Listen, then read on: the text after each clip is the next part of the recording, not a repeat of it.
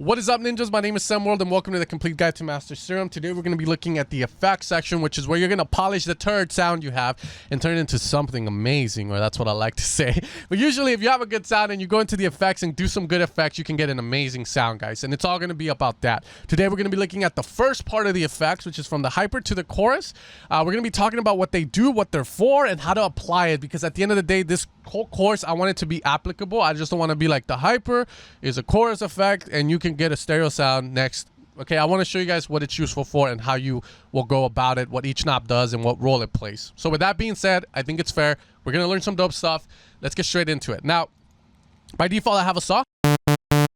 One voice coming out. We all know that if you've been watching the series. Now, the hyper effect is there, and the purpose of it is you can, one, use it to create stereo sounds. Two, you can use it to add more saws into the mix. Let's assume you want to make a hyper saw like the Virus TI synths from the 2000s, which, you know, I don't know how many saws they had in there, like 16 or 32. Some guy said 100 saws on a forum once. I was like, what the fuck? Why would we want so many saws? But let's say that's the effect you want. This is the way we're going to be able to do it, creating that hyper saw.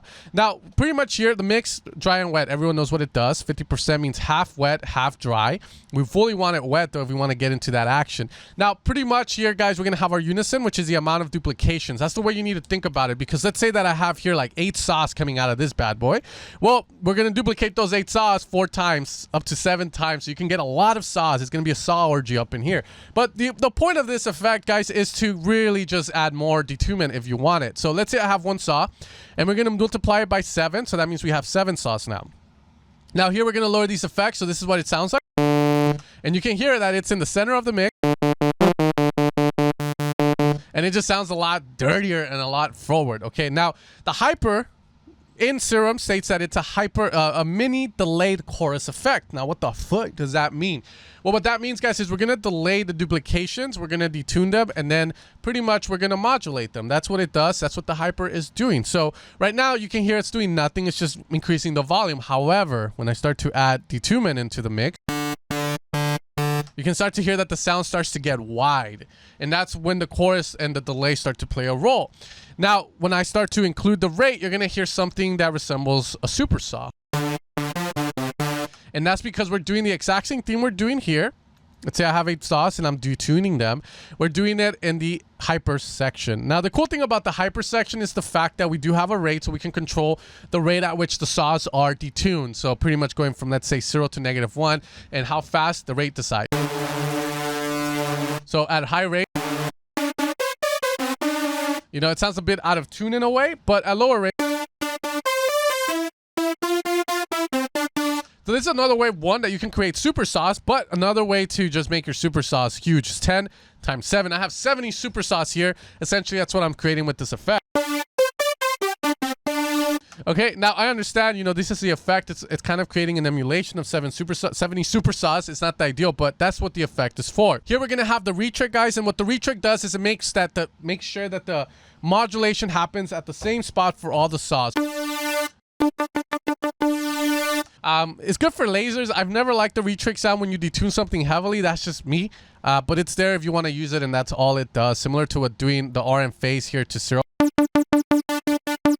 It's the same idea. All the saws start at the same position. Here, the effect starts at the same position for all the duplicated saws, okay? Now, the next effect we have is a dimension expander, which is another delayed effect to get wideness. Let's put this out.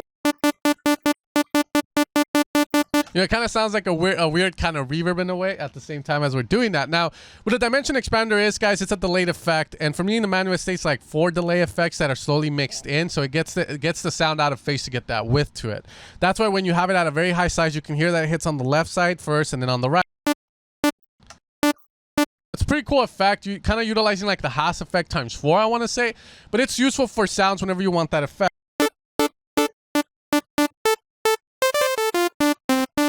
Kind of sounds a little bit like the Sonderling effect if you think about it, okay? Now moving on, we go into distortion. I'm gonna go fast here, guys, because there's a lot of distortion in this, but I feel like it's best for you guys to go through them to know what they are for, but I'll try and give you guys a good definition for each one. The first ones we're gonna have are the weak, the saturation, the very easy light distortion ones. Now the tube, the soft clip, I want is the ASIM, And you can debate that the zero square are very light distortions. These are going to be useful for adding harmonics to sounds, and that's it. You can push them hard to get them a bit more excitement, but a lot of times all they're good for is going to be to add a bit of body, more harmonics to the sound, which means you're adding more frequencies there that are pleasant. So a very soft one. Soft clip is the same. The soft clip is going to be more of an analog distortion, which is a good thing for you guys. And the reason I say analog is, as you can see, the drive usually here isn't squared off, but that means it's not like straight square. It kind of has a little bit of a rounded feel to it. So that's how you know it's analog. That's how analog machines would react when you clip them. Next one we have is the Ableton clip, or the FL clip, the digital clip, the hard clip, which you can see is pretty squared off. This one's going to be a bit harder. Has a different reaction, as you can see. This one, the soft clip's a lot warmer. Keep that in mind as we do it. Now, the diodes are harder distortions that are square based. Now, what that means is that if I were to grab a sine wave here and I put a heavy diode distortion on it, it kind of resembles a square that has been low passed. And that's what the diode is for. It's a very heavy distortion. Diode 2, weird distortion for me to explain, but you can kind of see it has that bump and then it kind of goes down. That gives a different vibe for sure. Okay, next we have the line fold, which is a heavy wave shaper where the curve of it is just going in. These are useful for adding, let's say, LFOs to them and doing a bit of, like, let's assume we want this here. A bit of modulation. These are really good for that. You can definitely use them by themselves. You can use them without the modulation if you want. To create very sounding FM in a way, aggressive sounds, as well as just very driven leads. These are good for that. The line fold's a heavier version of the sine fold. Just keep that in mind.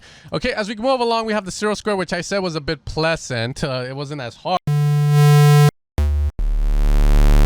But used at very high rates, it can definitely be a crazy distortion. Okay, downsample is the rest effect, so we bit crush the sound. So if we put in a saw, you kind of get the...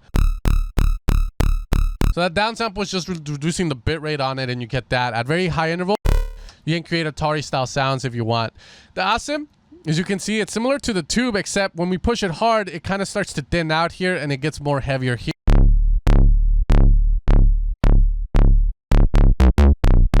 Okay, and then we have a rectifier, which is a very heavy mangling style of distortion.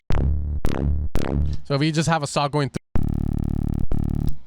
it kind of just, you can see it kind of does some weird. Now the X shaper, you can put any kind of shape that you want in here and it will create the wave shape here. All the way to the left will create pretty much edit A, as you can see, kind of like in a, I forgot the name, mathematical term for that, but it's kind of here and then flip down here. And then if you have something in edit B, let's say like this, you can kind of switch to that one. Let's make something different here. I have a couple of presets I've saved that I've made. Nasty Girl. This is useful, let's say, again, if you want to add a bit of modulation. It's really useful for that kind of stuff. If you want to add movement to a sound, or maybe you just want to use it like so, make your own shape, then it can you can also get some very interesting results out of it. Now the X shaper asim is a bit different. As you can see, it kind of has a weird vibe, a look to it. But again, it just gives you a different output on that, okay? Now, with each distortion, you're going to have the same controls. You're going to have a pre-filter, which you can go between a high pass, a band pass, and a low pass. This is useful for, let's say, you want to have a sine wave here, or let's do a saw. And a lot of the times, you can do crazy resonations with a band pass. Let's say here we want that. We can create sort of like a very acidy effect.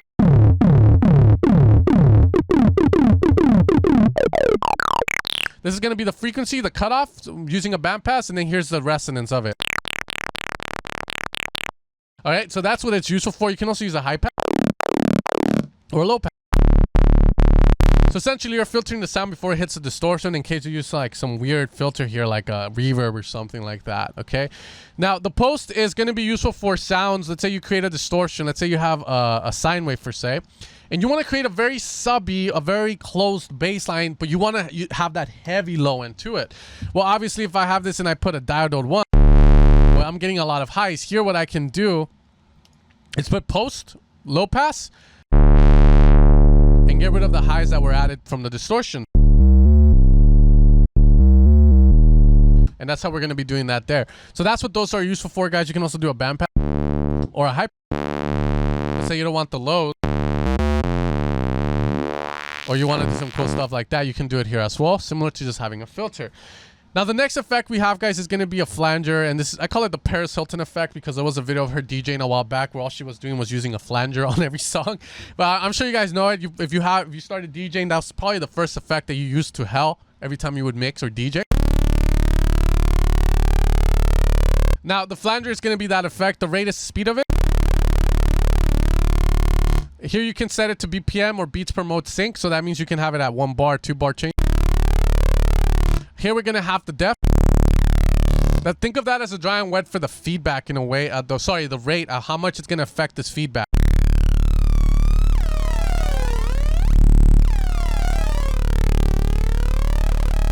The feedback, honestly, I see it more as a volume for the effect itself, but the higher you have it, the more apparent the effect is, the more ringy the sound it gets. Now, another cool way to use the flanger is literally putting the rate super low where it's doing nothing and just having the high feedback. You can get like a ringy. So definitely you can have that, which gives it a cool kind of vibe if you think about it. If you want to add that metallic sound on top of a sound, that's a good thing to modulate. You can even add it here. You can get some kind of effects on it if that's what you guys want. And finally, the last here is going to be the phase, which just offsets the effect. It does weird stuff to the effect if you have it at 100%, pretty much the whole sound as a whole, because the whole sound, you're getting the full flanger sound going through it. So it's cool for that. Like, gives a bit of stereo-ness, as you can see as well. Now, the next effect is similar to the flanger, but it's going to be a phaser. And this one's a bit different as it has to do more with like a weird EQ going left and right. If we get rid of, you can already hear the effect. We have the speed, which is the rate. Again, that's going to be an LFO routed to this guy, usually a sine wave. It's a cool effect, kind of alien-y in a way, as you can hear it. Here we're going to have the depth for it. So pretty much what's happening here is we have an LFO on this frequency that's moving left and right, and then the feedback is the strength of the effect. So high feedback you'll hear the effect straight in your face. But pretty much the LFO is moving this guy back and forth. The depth will control how much it's going back and forth. So if I have a very high depth, it's going to go like so. If I have a very low one, it might, and I have it set here, it's probably going to do this. So that's all that is for. Here at very low percent of the depth, this is not really moving much. However, if I put it high, this is just going straight like back and forth. But the phaser is good for adding, again, movement to a sound. Really useful in pads and certain bass lines. You can use it behind a distortion to give it some cool effects, because the way you're EQing it alters the way the distortion will act on it. So again, signal flow is something you can do inside. You can change it, get some dope, interesting sounds in that. So remember, the feedback, I see it as the volume for the effect. If I have no feedback, I have no effect. And finally, the phase is similar to the flanger phase in that it just offsets the effect.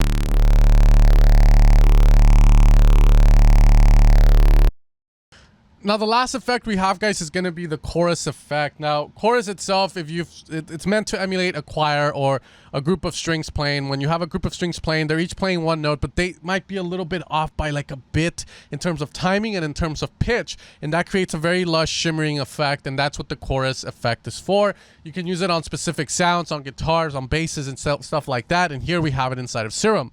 Now, the way the chorus works is we have the rate, which is pretty much the rate of the modulation that will occur. We have delay features here. As the sound is duplicated, we delay it. We're going to delay the timing of it, because when a choir sings, while they might be on time together, if you look at it in terms of milliseconds, not everyone hits the note at the exact same time, which that creates like an effect of a lot of people singing or a bunch of violins playing, or also it sounds like one unified sound. The next thing we're going to have here is the depth, which is going to be pretty much the amplitude of the effect, how intense it is, and then a feedback here, which we're going to be messing with. If the high feedback will give very metallic vibes, as you're going to see, and then we're also going to have a low pass filter for it. Now at 100%, we're going to check out the chorus effect. Now here we have the rate. Now if I bring up the low pass filter, you can hear that the saw instantly turns stereo, okay? And that's going to be, again, because the chorus is creating that stereo-ness. It's good for that. It's good for those kind of sounds where you have a mono sound or a stereo sound and you just want to add more body to it, more lush to it. Now here, if I increase the rate, it starts to sound again like a super saw, and that's because, again, we have duplicated versions of this saw, and each is getting kind of modulated in terms of the pitch.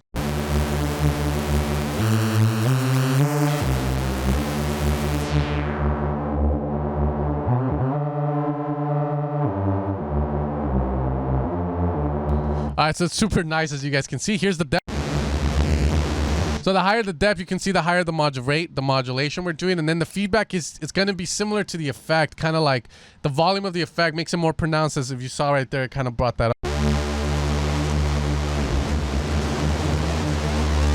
Now we use that feedback high with low depth and no rate. Put a distortion after.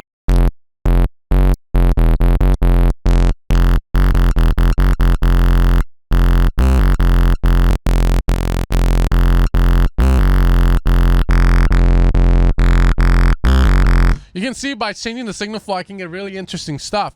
Now, that's essentially what the chorus is doing, guys, and you're going to use it a lot if you want to kind of turn like a basic pluck saw sound into something luscious and vice versa. So those are going to be the effects we're going through today, guys, and let's use them in some sound design. Let's create some sound. So the first thing we can create is maybe that pluck sound we were talking about. So we're just going to shape it, apply it.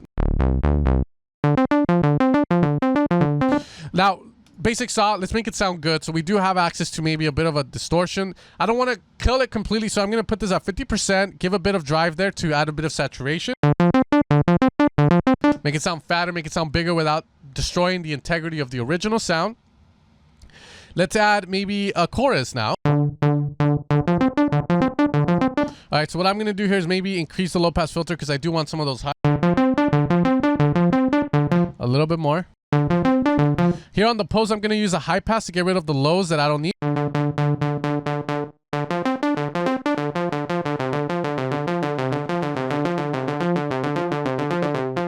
Let's set up the chorus proper there. Maybe the rate, let's have it set to BPM and put it at a bar. Make the pluck a little bit plucky.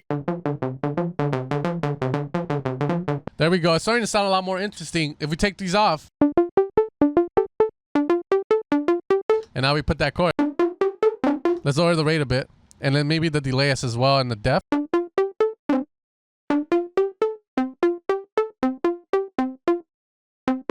And then if I add reverb to that, obviously we haven't gone through it, but makes it sound a lot more interesting than rather having, as you guys can see, and it sounds a lot cleaner because we've taken the steps to get the distortion to give us a nice sound, as well as EQing stuff out with the post before it even hits it. The next sound we can make is probably just a very nasty bass line, so we can use sort of like maybe a sine. Okay, we're gonna put a bit of an effect on this, like with a decay to make it punchy as heck. Mono legato that as well. Okay, cool. A bit of white noise. I don't know if we've gone through white noise, but if we haven't, we'll hit it up soon. I'm gonna route the white noise through here. Let's put a bit of a resonance, like so. And let's see what distortion will do if we use like a diode. Oh. Sounds nasty. Let's try a line fold lower.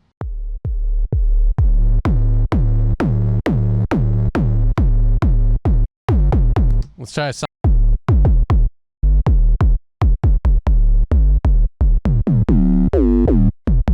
Playing around with that filter, as you can see, it does heavily influence the way that distortion is going to act. Let's make a beautiful synthwave lead. Maybe we can kind of just have here like 3 voices that kind of overlap with a higher lead. All right, we're going to put a bit of a filter on it so we don't let out too many high frequencies. A bit of resonance. Okay, cool. Let's add a bit of a hyper there, just to get it to sound a little bit more lush, detune high. All right, cool. I don't think distortion will be needed, but if you want to add a bit of saturation, just have a low drive wet and a bit there. There we go. And let's see if we can add maybe a chorus effect. As we know what it does, it's going to make it sound a little bit more amped as well. So pretty much duplicating the sound a hell of a amount of times with chorus and hyper. All right, there we go. Maybe a bit of delay here. Low pass lower, as we want to add it, maybe not too much highs on it. There we go. That's what we're mixing in. High feedback, lower the depth.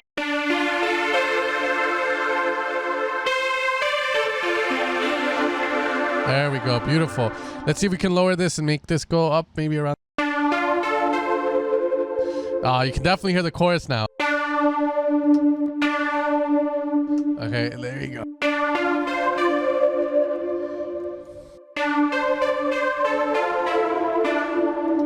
Beautiful. We can get rid of the distortion if you don't like the aggressive vibe on it.